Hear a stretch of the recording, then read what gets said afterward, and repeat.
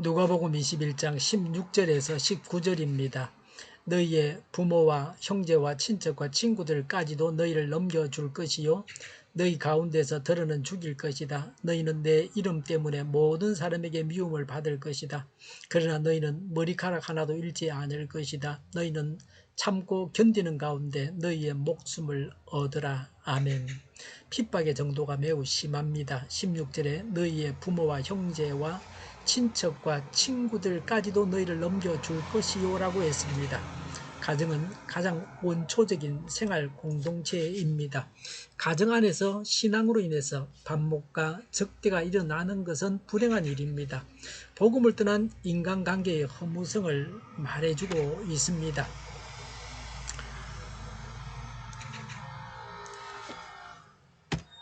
예수님을 믿고 신앙을 지키기 위해서는 혈육관계와 가까운 인간관계까지 초월해야 합니다. 천국길을 가는 것이 쉽지 않습니다. 천국길은 좁은 길입니다. 그 길이 험합니다. 갈 수 있는 사람이 많지 않습니다. 이런 핍박은 역사적으로 신뢰가 많이 있습니다.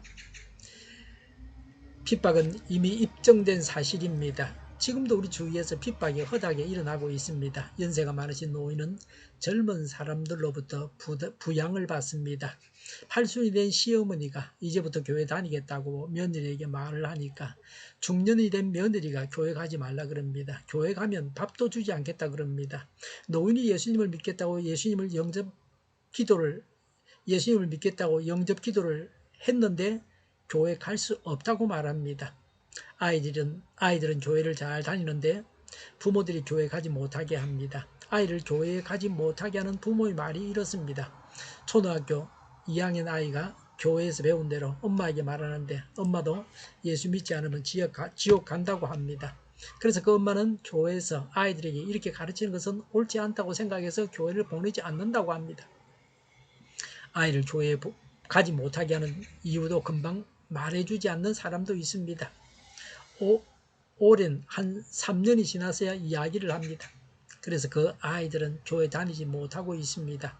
부모의 핍박 때문에 믿음을 버려야만 했습니다. 인간관계에서 볼 때 아주 가까운 사람들이 이렇게 핍박하는 것으로 보아서 이런 핍박의 배후에는 사단이 일하고 있다 하는 것을 알 수가 있습니다. 사단이 사람의 눈을 가려서 진리를 보지 못하게 합니다.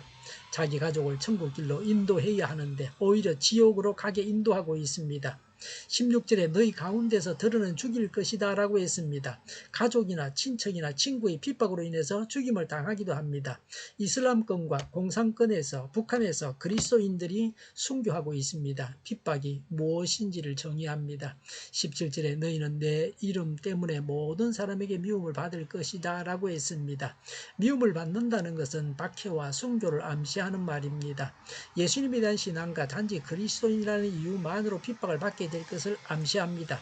모든 사람은 인종, 신분, 국적, 연령, 성별 등을 초월한 총체적인 사람들을 가리키는 말입니다.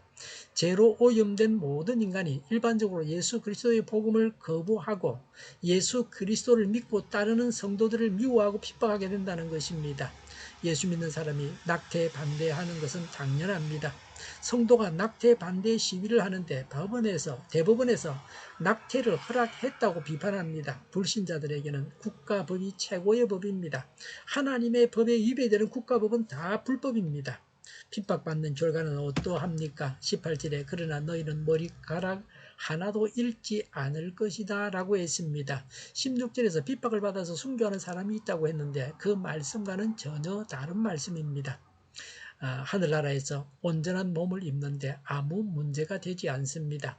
하나님께서 온전히 보호하십니다. 고난이나 핍박은 하나님의 뜻에 의한 것입니다. 하나님의 목적, 하나님의 영광과 우리의 구원을 완성시키기 위한 섭리의 결과입니다. 핍박에 대한 대책은 무엇입니까? 19절에 너희는 참고 견디는 가운데 너희의 목숨을 얻으라고 했습니다.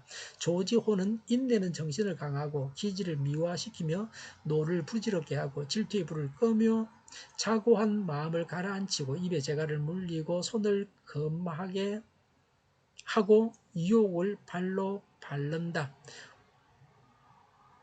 라고 했습니다. 무엇이 하나님의 뜻인가를 알기에 인내해야 합니다. 핍박에 대해서 참고 견뎌야 합니다. 심판과 핍박 속에서도 가장 필요한 것은 인내입니다. 그리스도의 영광을 위해 어떠한 고난도 견뎌낼 수 있는 용기의 소유자는 하나님의 자녀로서 부족함이 없습니다. 우리의 구원을 위해서는 하나님의 절대적인 보호와 은혜가 요구됩니다. 동시에 우리에게도 인내가 필요합니다. 핍박을 잘 참고 견뎌내어서 영생을 얻어야 합니다. 천국길에 놓여있는 장애들을 잘 극복해서 천국길을 꾸준히 가야 합니다. 기도하겠습니다. 핍박을 참고 견뎌서 영생을 얻게 하옵소서. 장애를 극복하고 천국길을 가게 하옵소서. 오늘보다 내일이 더 낫게 하옵소서. 교회가 분열되지 않고 하나가 되게 하여 주시옵소서. 모든 언론이 제 역할을 다하게 하옵소서. 정의가 강물처럼 흘러가게 하여 주시옵소서. 하나님을 대적하는 법을 만들지 않게 하시며 이스라엘 법을 폐기하지 않게 하시며 선거 부정이 없게 하시고 부정선거 시비마저 없게 하여 주시옵소서. 코로나19가 물러가고 전 세계적으로 백신을 신속하게 대량 생산해서 충분히 공급하고 치료제가 나오고 갇힌 생활이 끝나게 하여 주시옵소서. 수도권과 부산과 영도 환자 복종을 막아 주시옵소서. 주의를 잘 준비하고 내일은 하나님 앞에 아름다운 예배를 드리게 하여 주시옵소서.